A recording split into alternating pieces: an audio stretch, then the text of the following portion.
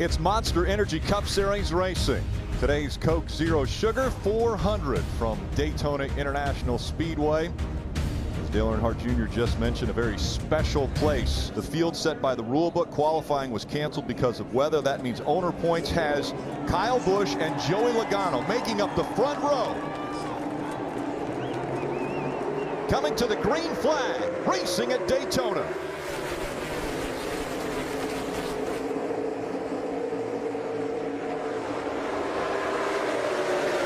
Four car, Kevin Harvick, to show what you're talking about. So right there, he's right underneath the 22 and just loses the front. And then when he gets out in that wake, watch right here.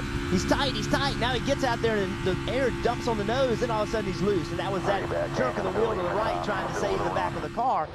It's not going to be as bad up tight because what Junior said, you just don't have to turn the wheel as much. You're not asking as much of your car. Look how much he's turned the steering wheel. Look at that red mark on the steering wheel. He's turning it. Other guys back in the pack in fourth, fifth, and on back, they're turning the steering wheel twice as much because of that dirty air. Working that right front tire real hard. One more time around for stage one. It has been a Ford-dominated stage. Logano led 34 laps. Kevin Harvick has led 12 laps.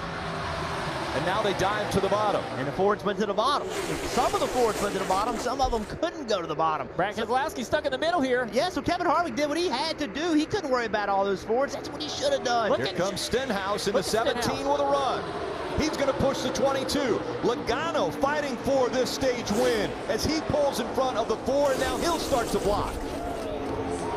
Logano in front of the 17, coming out of turn 4. Oh, contact behind them.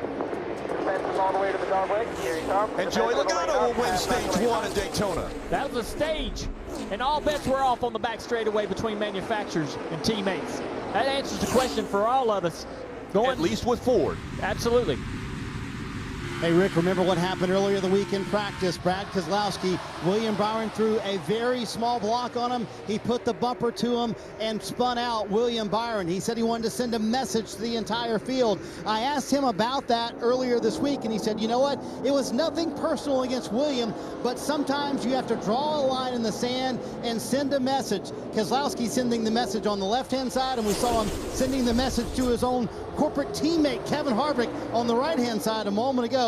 I'm not lifting today. 17. Stenhouse Jr. was in front of the 1 of Kurt Busch. Kurt Busch didn't lift, and around went Stenhouse. Into the grass he goes. Caution comes out. It's a good thing he went through that grass backwards. That was going through it backwards really helped save the front of that car. As wet as it is, as much rain as we've had, if he cannot stay, you see the hood damage. Ricky Stenhouse Jr. trying to hold that line of Chevrolets behind, got tight on corner exit. Kurt got underneath him and was not going to cut him a break. Stenhouse goes around. He's fourth in line there along the bottom. As you said, picked up his first career win a week ago. Well, he was also second the last time NASCAR went super speedway racing at Talladega. When I asked his crew chief, Greg Ives, what his strengths were, he said patience. But he said he's almost patient to a fault, and he credited Dale Jr. for helping him to get more aggressive, and now he got a spin. And the 1 of Kurt Busch, he's able to save it, but you have damage to the left front of that car, and the caution has come out once again.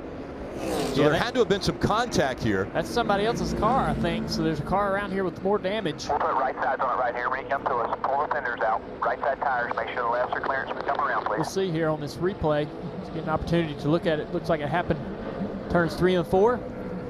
We've seen all these cars get moved around. Here's a better look at the 1 car getting turned around and having contact with Brendan Gaughan there. Big damage to the right rear quarter panel on Brandon's car. I think Kurt actually is going to come out of this okay. But the damage to Brandon's car is pretty significant there. And Brad Keselowski has had to work to get his way back up through the field. And here's the problem with not communicating what you're going to do on a stop. Brad Keselowski came in. They called a code word for the stop. He thought it was... Going into the wall. He got pushed into the wall, and now Brad Keselowski and others are sliding behind him. There goes the 38 of David Reagan making contact. Now they go into the infield grass as well. Brad looked like he had a handful of race car off of turn 4.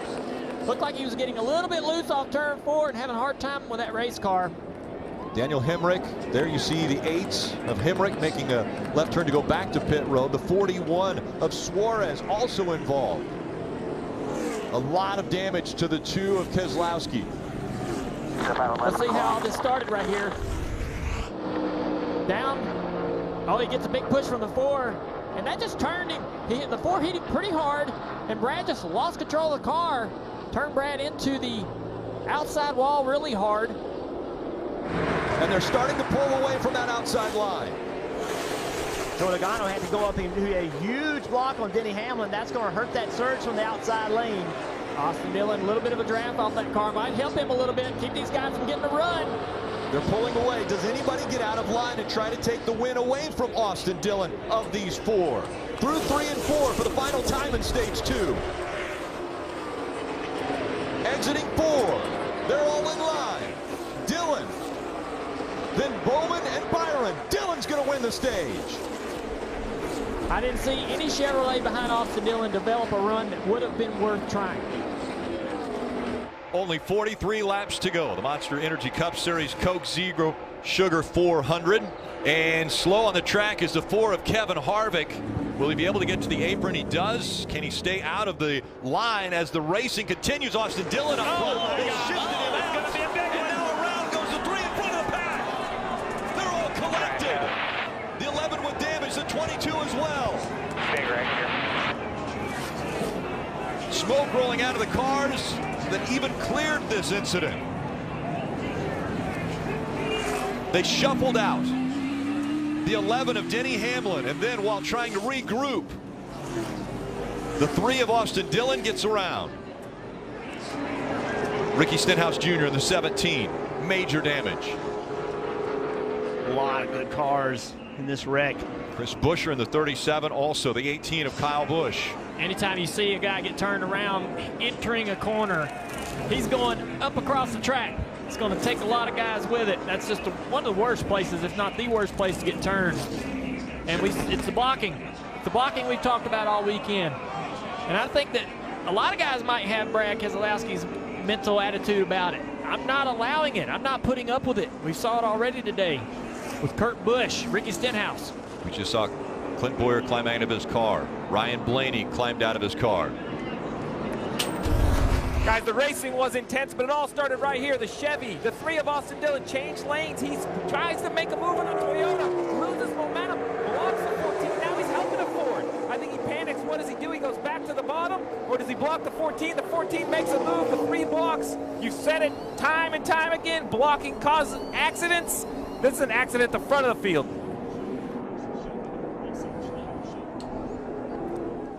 Yeah, it looks like Clint Boyer's pushing the 3, but he moves to go inside, and that upset the 3 a little bit. Got the 3 a little bit loose, but the 3 headed on down the track to try to block anyways, but try to get down there and protect that line, protect that lead. Let's go back and look at that first view, because I think that, watch this first view. So right here, he makes the move, as he said. Here comes the 14 of Boyer. Good side draft on the 11. Here comes the 14 of Boyer. Now we got a great shot. Boyer gets into the back of him. He goes to turn left just a little bit, and when he did, he drug the 3 with him. The 3's on the bottom of the racetrack. You know, yeah. I don't know that that was a block. I think the 3 got there. He didn't mean to get there. It's just a little bit of contact. When Clint goes across the back bumper of that 3, it turned the 3 sideways. It upset the back of that 3 car. And then at that moment, Austin's trying to just catch his car. He's steering the race car, trying to steer the back of the race car. It starts driving like a forklift at that moment. And then he's down the racetrack, trying to get down into turn 1. Kurt Busch squirts out of this without an issue. William Byron, Jimmy Johnson, and Ty Dillon all able to negotiate and get through. And so they're the top 4 right now after this melee happens behind them. Kurt Busch was one of those guys that was out on the racetrack leading the race, hoping that we would catch some weather and he would maybe declare the winner, but he has decided to come down pit road, get service. So Justin Haley on our scoring monitor, and we're seeing a little bit of lightning there outside the track still, and of course the dark weather, but Justin Haley showed as the race leader, and he was a runner-up in the Xfinity Series race on Friday night.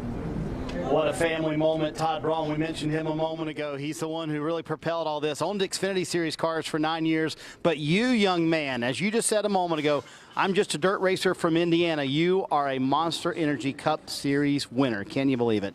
It's absolutely a blessing. It's pretty incredible that I have so many great people around me that have given me this opportunity to come and to this level and the stage that we're performing on. Obviously, Todd and my family have done a great job, but the Fraternal Order of Eagles, everyone at the FOE, has given me this opportunity to aspire Motorsports. It's truly a blessing. I never even saw myself running a cup race until I got a call a few months ago to do Talladega. Man, it's just unreal. I don't know how to feel. Hey, Rick was talking about your cousin's quarter midget a moment ago that you jumped into. Then you bought what you said was the worst quarter midget in the world. You painted that quarter midget all by yourself. You ever dream you would even race on this level, as you just mentioned, much less be a winner?